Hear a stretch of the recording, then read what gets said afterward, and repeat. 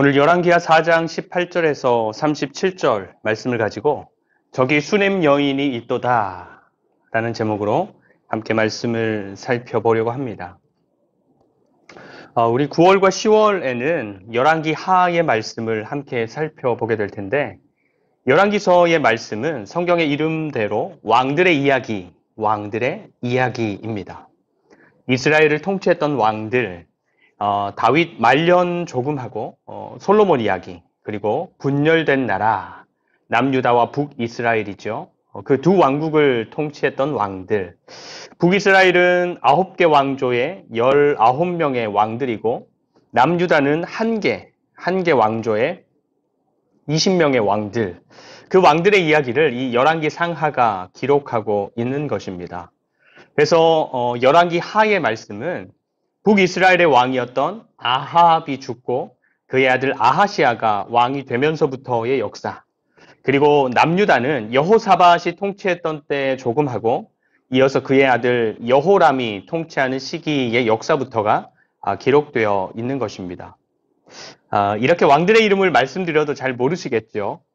저도 여러 번 보니까 조금 익숙한 거지 여러분들처럼 잘 모르고 또 잘 헷갈립니다. 또 공부하다 보면 북쪽에도 아하시아, 여호람, 남쪽에도 여호람, 아하시아, 이렇게 같은 이름의 왕들이 얼추 비슷한 시기에 또 통치를 했었기 때문에 이게 남쪽 왕을 말하는 건지 북쪽 왕을 말하는 건지, 그리고 분명히 죽었다고 했는데 또 나와서 통치하고 있어요. 그래서 헷갈리기도 하고 그렇습니다.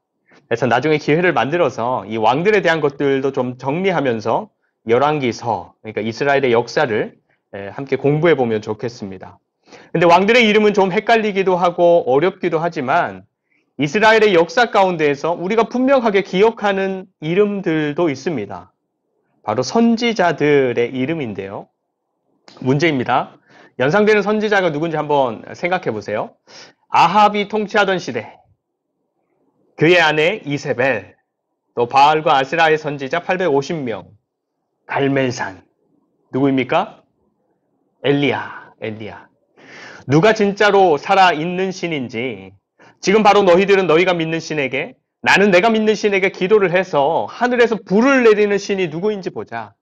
그래서 어떤 신이 진짜로 살아있어서 기도에 응답하는 신인지 우리가 서로 증명해보자. 그래서 하나님이야말로 진짜로 살아계시는 분이라는 것을 이 엘리야 선지자가 멋지게 증명했죠.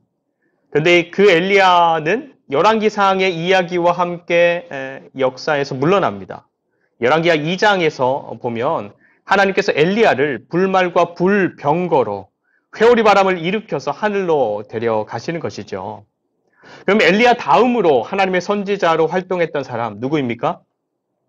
엘리사. 여러분, 엘리사는 좀 익숙하십니까? 엘리야보다는 아니지만 그래도 좀 들어본 사람이죠. 그럼 엘리사를 통해서 나타난 기적들, 능력들, 역사들 중에 기억나는 것 있습니까? 갈멜산에서 승리한 엘리야, 그 정도의 이야기로 기억되는 건 없죠. 근데 사실 엘리사는 엘리야보다 훨씬 더 많은 사역들을 감당했습니다. 성경에 기록된 이야기로만 봐도 2배, 그 이상입니다. 그래서 우리가 단순히 느낌적으로 알고 있는 엘리사보다 훨씬 더 왕성하게 쓰임을 받았던 선지자가 바로 엘리사인데, 오늘 본문 말씀의 이야기도 그 왕성한 사역들 중에 하나인 것입니다. 18절 말씀입니다. 18절. 그 아이가 자라매 하루는 추수꾼들에게 나가서 그의 아버지에게 이르렀더니. 아멘. 엘리사를 통해서 일어난 기적들이 이 앞에 2장에서 엘리야가 하늘로 올라간 다음부터 곧바로 일어나는데, 엘리사가 하늘로 올라간 엘리야에게서 떨어진 겉옷을 줍습니다. 그리고 그 옷으로 요단강을 치자 어떻게 됩니까? 강물이 갈라져요. 그렇게 강물이 갈라지는 그 기적부터 시작해서 엘리사를 통해서 수많은 기적과 이적과 능력들이 나타나는 것입니다. 그래서 위치는 너무너무 좋은데 물이 좋지 못해서 제대로 된 농사를 짓지 못하는 성읍의 물도 좋은 물로 고쳐냅니다. 그리고 3장에 이스라엘과 남유다와 에돔이 연합해서 모압과 전쟁을 하는 상황이었는데 물이 없어서 이 연합군이 다 죽게 생긴 겁니다. 그런데 그런 상황에서 엘리사가 검은고를 탔더니 에돔 쪽에서부터 물이 흘러와서 미리 파놓았던 개천에 물이 가득하게 되는 그런 일도 있었습니다. 그리고 그렇게 흘러온 물 덕분에 전쟁에서도 승리하게 되었던 것이죠. 2장과 3장에서는 좀 큰 단위, 어떤 성읍, 그리고 나라의 전쟁, 이렇게 큰 단위 가운데에서 일어난 기적이고 역사였다면 4장에서는 한 여인, 한 가정에서 일어난 하나님의 기적 이야기입니다. 4장에서 소개된 기적은 여인들에게 일어난 기적인데요. 한 여인은 그 삶의 형편이 굉장히 어려운 여인이었어요. 선지자 그룹에 속해 있던 남편이 죽고 두 아이를 이제 홀로 키우며 삶을 꾸려갔던 그런 과부 여인인데 그 삶의 형편이 몰릴 때까지 몰린 것이죠. 그래서 이제 빚을 내준 사람이 여인의 자식들을 데려가서 종으로 삼고자 했던 것입니다. 더 이상 빚을 못 갚으니까. 그래서 이 여인이 엘리사에게 도움을 청했던 것이죠. 근데 여러분, 이 이야기 어디서 들어보지 않았습니까? 사실 열왕기상 17장에 보면 엘리야가 사르밧에 사는 과부에게로 가서 도움을 준 이야기와 이 문제의 형편이나 해결 방법이나 이렇게 기름을 이렇게 채우게 해서 기름을 팔고 또 그 남은 것으로 삶을 이어가게 했던 그 해결 방법이나 이런 것들이 비슷합니다. 근데 다른 사건입니다. 통치하는 왕은 바뀌었지만 그 통치 아래서 살아가는 백성들의 형편은 여전하다라는 것이죠. 또 그렇게 시간은 흘렀지만 그 백성들을 향한 하나님의 긍휼하심과 은혜도 여전히 계속되고 있다라는 것을 보여주는 것이겠죠. 여튼 그렇게 가난한 형편의 한 과부의 집에 일어난 이 빚의 문제, 그래서 자식들이 종으로 팔려가게 생긴 문제가 하나님의 선지자 엘리사로 말미암아 해결이 됩니다. 근데 오늘 말씀의 여인, 수넴에 살고 있었던 이 여인은 그 형편이 좀 다릅니다. 좀 더 나아요. 오늘 본문은 17절부터이지만 수넴 여인 이야기는 이 앞에 8절부터 시작이 됩니다. 수넴에 살고 있었던 이 여인은 앞에 소개된 과부와는 다르게 그 형편이 꽤 괜찮은 가정이었습니다. 남편도 있고 집도 있고 재정도 어느 정도 넉넉하게 있고 부족하지 않죠. 근데 그렇게 부족함 없이 살아가던 이 수넴 여인의 눈에 자꾸만 밟히는 사람, 마음이 쓰이는 사람 있죠. 그런 사람이 있었어요. 종종 자기 집 앞을 지나가는 사람, 엘리야의 뒤를 이어서 이스라엘을 향해서 하나님의 말씀을 선포하는 사람, 하나님을 제멋대로 섬기는 왕과 백성과 나라를 향해서 거침없이 그 죄를 지적하고 하나님의 뜻을 전하는 사람, 바로 엘리사입니다. 그 하나님의 선지자 엘리사가 자꾸 신경이 쓰이는 겁니다. 그래서 엘리사가 그 수넴 여인의 집을 지나갈 때마다 이 여인이 강권해서 음식을 대접하고 엘리사를 섬깁니다. 그리고 나중에는 엘리사를 위해서 집에 따로 방을 하나 마련하고 필요한 물건들도 세팅해 놓고 필요한 대로 마음껏 쓰라, 머물라 하는 것입니다. 자기가 할 수 있는 최선으로 엘리사를 위하고 엘리사를 섬기는 것이죠. 우리도 그렇지만 누군가로부터 존중받고 또 섬김받고 진심으로 위해주는 배려를 받았을 때 나도 그 사람을 위해서 뭔가 해주고 싶잖아요. 엘리사도 그랬던 것 같습니다. 그래서 그 가정을 위해서 뭔가 해주고 싶은 마음에 필요한 것이 있나, 부탁하고 싶은 것이 있나 이렇게 묻습니다. 근데 사실 엘리사가 그렇게 묻는 것이지만 하나님의 마음이 그랬던 것 아니겠습니까? 하나님을 사랑하기에 눈에 보이는 하나님의 선지자를 최선을 다해서 섬기는 이 여인의 가정에 하나님께서 뭔가를 주고 싶으셨던 것이겠죠. 그래서 엘리사를 통해서 필요한 것이 있나, 부탁하고 싶은 것이 있나, 원하는 것을 물어보지만 이 수넴 여인은 나는 내 백성 중에 잘 거하고 있습니다. 자기는 너무너무 잘 지내고 있으니까 더 이상 필요한 게 없습니다. 라고 대답할 뿐이었습니다. 이 여인 입장에서는 자기가 뭔가를 바라고 그렇게 한 것도 아니었지만 정말로 자기가 살아가는 삶의 형편에 만족하고 있었던 것 같아요. 그런데 엘리사의 종이었던 게하시의 눈에는 이 여인의 삶에 하나 더 채워진다면 더 기뻐할 만한 것이 보였습니다. 그게 뭔가 하면 자녀였어요, 자녀. 그래서 엘리사에게 이것을 말했는데 게하시의 이야기를 들은 엘리사 역시도 그것이 좋다 생각되었던 것입니다. 그래서 곧장 그 여인을 불러서 통보하지요. 내년 이때쯤 내가 아들을 안을 것이다. 이 여인 입장에서는 정말로 있을 수 없는 일이라 여겼기 때문에 자기의 형편이나 처지나 또 남편의 상태나 이런 몸의 상태 이런 것들이 있을 수 없는 일이라 여겼기 때문에 자기를 속이지 말라. 내 상황을 놀리지 말라. 그렇게 반응할 수밖에 없었지만 엘리사가 통보한 대로 이 여인은 한 해가 지나서 정말로 자신의 아이를 안아들게 되는 것입니다. 하나님을 사랑하고 하나님을 존중하고 그래서 하나님의 선지자를 최선을 다해서 섬기고 배려했던 그 여인의 삶에 하나님은 여인의 형편으로는 기대할 수 없는 은혜, 정말로 예기치 못한 기쁨을 더하여 주셨던 것입니다. 그래서 18절에 그렇게 태어난 아이가 하나님을 그렇게 사랑하는 어머니 품에서 자라가는 것입니다. 네, 여러분, 우리가 아이를 키우고 있어서 잘 알지만 아이를 길러내는 것이 정말로 많은 어려움을 줍니다. 그렇지만 아이 때문에 겪는 어려움, 고생보다 아이 덕분에 얻는 기쁨, 풍성함들이 더 크지 않습니까? 그래서 18절에 그 아이가 자라매, 그 아이가 자라매 라는 이 말 속에는 이렇게 하나님의 선물로 얻은 아이를 키우면서 겪었던 많은 일들과 그 많은 일들을 통해서 얻은 정말로 많은 기쁨들과 감사, 간증들이 포함되어 있지 않겠습니까? 그렇게 얻은 아이가 자라매, 그죠? 그 아이가 자라매. 근데 성경은 그런 것들을 하나도 기록하지 않고 이야기하지 않고 곧장 어느 날에 일어난 정말로 절망적인 사건으로 우리를 초대합니다. 다시 18절부터 그 아이가 자라매.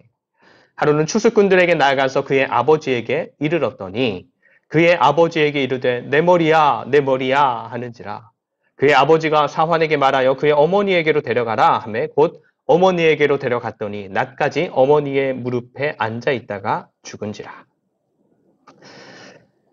그렇게 하나님의 은혜로 얻었고 하나님의 은혜로 자라가던 아이가 어느 날 아버지가 일하는 데 가서 놀다가 머리가 아파요 하는 겁니다. 그래서 그 이야기를 들은 아버지는 자기의 종에게 애들 엄마에게 좀 데려다 주게 하는 것이지요. 애들은 아프면 보통 엄마를 찾으니까, 그리고 엄마의 품에서 이 정서적인 안정감을 누리고 또 그렇게 엄마의 돌봄 속에서 금세 회복하기도 하니까, 그래서 대수롭지 않게 여기면서 엄마에게로 보내는 겁니다. 그래서 이 아이는 엄마에게로 가는데 이 수냄 여인도 큰 문제라고 생각하지 않았던 것 같아요. 그래서 일단은 아프다고 하는 아이를 받아서 안고 품에서 재우고 쉬게 하는 것이죠. 그런데 아이가 그렇게 엄마 품에서 쉬다가 그대로 호흡이 멈추는 것입니다. 정말로 마른 하늘의 날벼락 같은 일이 일어난 것입니다.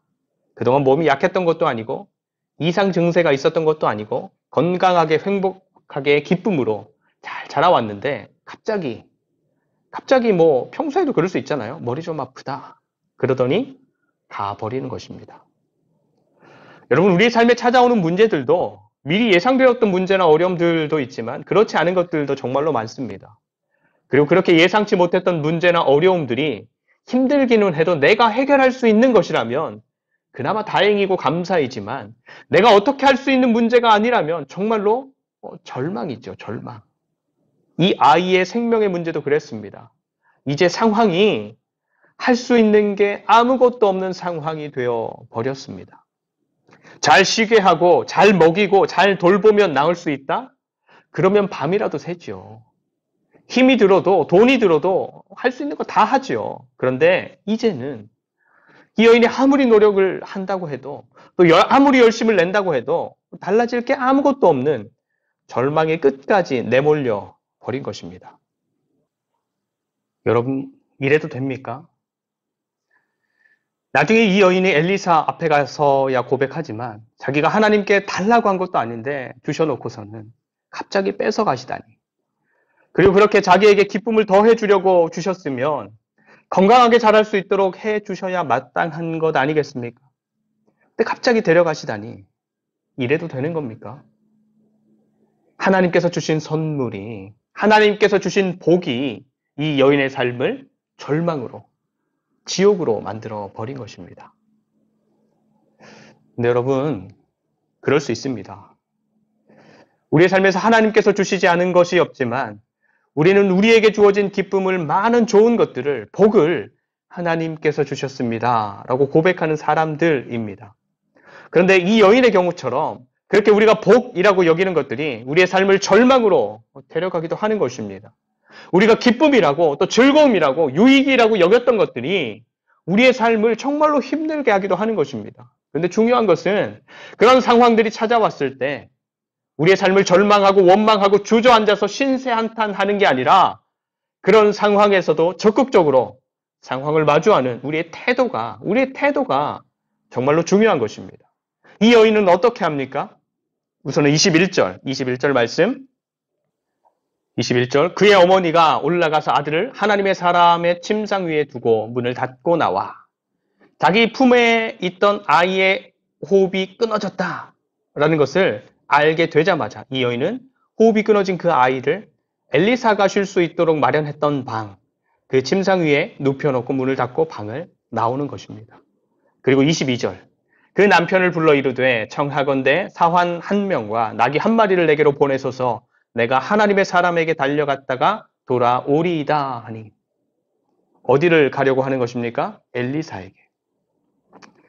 자기 삶에 넘치는 기쁨을 주던 그 아이가 죽었는데 그 아이가 죽었다라는 말을 그 사실을 남편에게도 하지 않았어요. 알리지 않았어요. 그냥 곧장 급하게 남편의 허락과 도움을 받아서 엘리사를 찾아가려고 하는 것입니다. 이런 수냄 여인의 행동을 보면 두 가지 정도를 생각할 수 있을 것 같아요. 하나는 이 수냄 여인은 아이의 호흡이 끊어졌다라는 것을 누구보다 분명하게 인지했으면서도 아직 끝나지 않았다라고 생각했던 것 같아요. 그래서 호흡이 끊어진 아이를 손님방 침상에 눕혀놓고 문도 닫고 나오잖아요. 그리고 아이가 죽었다면 누구보다 먼저 알아야 할, 소식을 전해야 할 남편에게도 그 사실을 밝히지 않잖아요.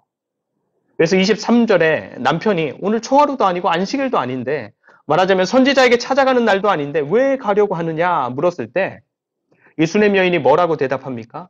평안을 비나이다. 말하자면 별일 아니에요 라고 대답하는 것입니다. 우리 아이는 아직 끝나지 않았다.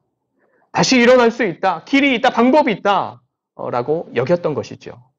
그리고 다른 하나는 자기는 알 수도 없고 할 수도 없지만 아이가 다시 호흡할 수 있는 방법이 하나님께는 있다. 라는 믿음. 자기는 어찌할 수 없는 이 절망적인 상황을 다시 일으키고 새롭게 하고 회복해 할 수 있는 길이 하나님께는 반드시 있다라는 소망이, 신뢰가 이 여인에게 있었다라는 것입니다. 그래서 아이를 자기가 눕고 자는 방이 아니라 하나님의 선지자 엘리사가 머물면서 쉬던 방에 눕혔던 것이죠. 그리고 아이를 눕히고 나서 찾아가는 사람이 바로 하나님의 선지자 엘리사였던 것입니다. 여러분, 우리의 삶에 문제가 있습니까? 당연히 있습니다. 우리가 살아가는 삶에 고난, 절망 이런 것들이 있습니까? 당연히 있습니다. 그럼 우리가 살아가는 삶의 현장에 우리가 해결할 수 없는 문제, 아픔, 고통, 일들은 있습니까? 당연히 그런 것들도 있습니다. 그러면 우리는 그런 아픔이나 문제나 어려움이나 절망을 마주하게 되었을 때 우리는 어떤 마음입니까? 어떤 태도를 갖습니까? 왜 나에게만 이런 일이? 이런 한탄이나 원망, 걱정입니까? 아니면 좀 힘들고 어렵겠지만 이건 이렇게 해서 이건 저 사람에게 부탁하고 이렇게 하면 되겠다. 이렇게 마주한 상황을 받아들이면서 내 스스로 해결하려고 하는 의지를 보이십니까? 아니면 둘 다입니까? 우리 그리스도인들의 마땅한 태도, 우리 믿는 자들의 마땅한 반응은 무엇이어야 하겠습니까? 우리는 연약한 존재들이기에 일어난 일들에 마주한 문제나 절망적인 상황에 걱정할 수도 있고 염려할 수도 있고 놀라기도 하고 한탄이나 원망을 늘어 놓을 수도 있겠지만 결국 우리가 찾고 바라보고 소망하고 신뢰해야 하는 분이 하나님이라는 것을 잊지 않고 이 수냄 여인처럼 하나님께로 우리의 삶의 문제를, 우리의 삶의 아픔을, 우리의 삶의 절망을 가져가는 것이 우리 그리스도인들이 가져야 하는 마땅한 태도가 되지 않겠습니까? 다시. 여러분, 우리가 살아가는 삶의 현장에서 마주하게 되는 것들 중에 예상치 못했던 문제, 어려움, 고통, 절망, 당연히 있습니다.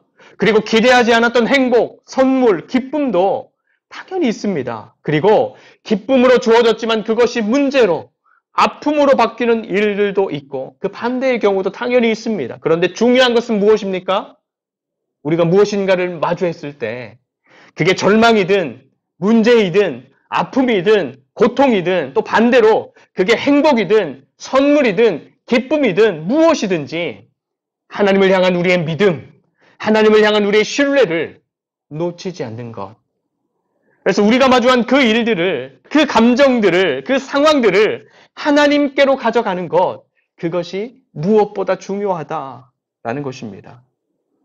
하나님을 믿는 자들에게 있어서 당연하지만 쉽지 않고 어려운 것 같지만 무엇보다 쉽고 당연한 이 진리를 놓치지 않는 저와 여러분들의 삶이 되시기를 축복합니다. 하나님을 향한 기대와 소망을 가지고 하나님의 선지자 엘리사를 찾아 나섰던 이 수넴 여인이 드디어 엘리사가 있는 곳에 도착합니다. 25절이죠. 25절. 드디어 갈멜산으로 가서 하나님의 사람에게로 나아가니라. 하나님의 사람이 멀리서 그를 보고 자기 사환 게하시에게 이르되 저기 수넴 여인이 있도다. 저기 수넴 여인이 있도다.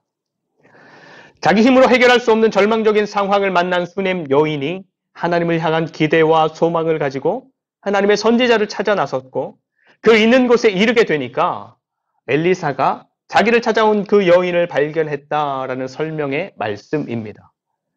특별할 것이 없는 설명이고 내용이지만 저는 25절의 이 마지막 부분이 좀 특별하게 다가오더라고요. 저기 수넴 여인이 있도다. 여러분 사실 하나님의 선지자를 발견하고자 하는 간절함, 빨리 만나고 싶은 마음 누구에게 더 있습니까? 수넴 여인. 그런데 그런 수넴 여인이 하나님의 선지자를 발견한 것보다 하나님의 선지자가 이 여인을 먼저 발견했다라는 대목이 다가오는 것입니다. 네가 나를 찾고 있구나. 나를 기대하는 네가 거기에 있구나. 나를 의지하고자 하는 네가 거기에 있구나. 인생의 절망을 겪고 있는 네가 거기에 있구나. 엘리사가 이 수넴 여인을 먼저 알아보고 먼저 발견한 이 대목이 마치 진실하고 간절한 마음으로 하나님을 찾고 의지하고 소망하는 사람들을 하나님께서 먼저 알아봐 주시고 먼저 발견해 주시고 그래서 먼저 찾아와 주시는 것 같은 그런 느낌으로 감동이 되었던 것이죠. 하나님이 먼저 아십니다. 그래서 이어지는 말씀에서 수넴 여인을 먼저 발견한 엘리사도 26절에 자기 상황 게하시를 보내서 이 여인을 먼저 맞이하게 하는 것입니다. 평안하냐? 평안하냐? 이 사환의 질문에는 평안하다라고 대답했지만 사실 자기는 지금 평안하지 않다. 평안하지 않은 정도가 아니라 너무너무 괴롭고 힘들다라는 것이 하나님의 선지자를 만나게 되자 터져나오는 것입니다. 엘리사를 보자마자 그 발 앞에 엎어져서 그 발을 붙들고 참았던 소름과 슬픔과 괴로움의 감정과 마음들을 막 쏟아내는 거야. 막 쏟아내게 되는 겁니다. 28절. 내가 아들을 구하더이까. 내가 아들을 구하더이까. 나를 속이지 말라고 말하지 아니하더이까. 그러면서 막 우는 것이죠. 그래서 엘리사는 여인의 아이에게 뭔가 좋지 않은 일이 생겼구나를 짐작하게 되고 그래서 게하시에게 자기 지팡이를 내주면서 아이에게 가져다 놓으라 주문하고는 게하시를 그 여인의 집으로 빨리 보내는 것입니다. 근데 이 여인은 그걸로 됐다 여기지 않았습니다. 그래서 반드시 당신이 같이 가야 합니다. 당신이 같이 가야 합니다. 그러지 않으면 나도 내려가지 않겠습니다. 라고 간절하게 부르짖으며 부탁하는 것입니다. 그래서 게하시보다는 늦게였지만 이 여인과 함께 그 집으로 내려가는 것이지요. 역시나 31절부터의 말씀을 보면 게하시가 가져간 그 지팡이로는 아무런 기적, 치유 일어나지 않았습니다. 엘리사가 그 집에 도착해서 호흡이 끊어진 그 아이 위에 자기 몸을 올려놓는 것을 통해서 하나님의 기적이 이 아이를 다시 살리는 역사로 일어나게 되었던 것이죠. 그래서 이 아이도 살고 이 아이의 어미, 이 여인도 살고 그 가정이 다시 한번 하나님으로 말미암아 생명의 역사를 경험하는 그런 은혜를 누리게 되었던 것입니다. 여러분, 아이가 없어도 만족해 하면서 감사하면서 그 삶을 살았던 이 수넴 여인에게 하나님께서는 당신의 선지자를 통해서 아이를 주시는 것, 그리고 그 아이의 호흡을 어느 날 멈추신 것, 그리고 하나님을 전심으로 바라보고 의지하고 소망하는 그 여인의 간구로 다시 아이의 생명을 얻은 것이 단순히 그 가정만의 기쁨, 그 가정만의 절망, 그 가정만의 회복을 의미하지는 않을 것입니다. 이 수넴 여인의 가정을 통해서 이스라엘 백성들의 영적 상태를 보이시고 그 절망적인 영적 상태를 지적하시고 또 도전하는 것이기도 할 것입니다. 근데 가정에 대한 일이든 한 나라에 대한 이야기든지 그런 것들을 넘어서 중요한 것은 우리 인생의 답, 우리 인생의 길, 우리 인생의 의지가 되시고 기쁨이 되시고 만족이 되시는 분은 우리 하나님밖에 없다는 사실은 어떤 측면에서나 변하지 않는 진리일 것입니다. 바랄 수 없는 중에도 바라게 하시고 기대할 수 없는 상황에서도 기대할 수 있게 하시고 절망 중에라도 소망을 보게 하시는 살아계신 하나님이 저와 여러분들의 삶 가운데에서 그 구체적인 삶의 현장 가운데에서 늘 인정이 되고 존중이 되고 의지가 되는 그런 은혜가 있기를 정말로 축복합니다. 그래서 삶의 현장에서 마주하게 되는 수많은 일들 속에서 잠시 넘어질 수 있고 잠시 절망할 수 있고 힘들 수 있지만 결국에는 이 수넴 여인처럼 진심으로 간절하게 바라보고 의지하고 신뢰하는 하나님으로 말미암아 생명의 기적을 맛보고 회복의 기쁨을 누리고 감사의 풍성함들을 마음껏 경험하는 저와 여러분들의 삶이 되시기를 간절히 축원드립니다. 기도하겠습니다. 하나님을 바라보며 기대하고 소망하는 수넴 여인 같은 사람들이 여기에 있습니다. 하나님을 의지하고 신뢰하며 하나님을 향해서 간절히 부르짖는 수넴 여인 같은 당신의 백성들이 여기에 있습니다. 아무리 높은 세상의 지혜들이 말한다 할지라도 또 아무리 탁월한 세상의 경험들이 우리를 향해서 소리친다 할지라도 우리는 하나님의 지혜와 능력을 기대하고 그래서 하나님을 의지하며 하나님 앞에 엎드리는 사랑하는 당신의 백성들이 되게 하여 주시옵소서. 우리가 마주하는 삶의 크고 작은 일들 앞에서 또 수많은 일들과 문제들 속에서 하나님을 인정하고 하나님을 존중하는 믿음의 삶을 놓치지 않게 하시고 그래서 날마다 하나님 안에서 자라가고 빚어져가는 아름다운 성도, 영광스러운 교회가 되게 하여 주시옵소서. 감사드리며 우리의 길이요 진리요 생명 되시는 예수 그리스도의 이름으로 간절히 축복하며 기도드립니다. 아멘.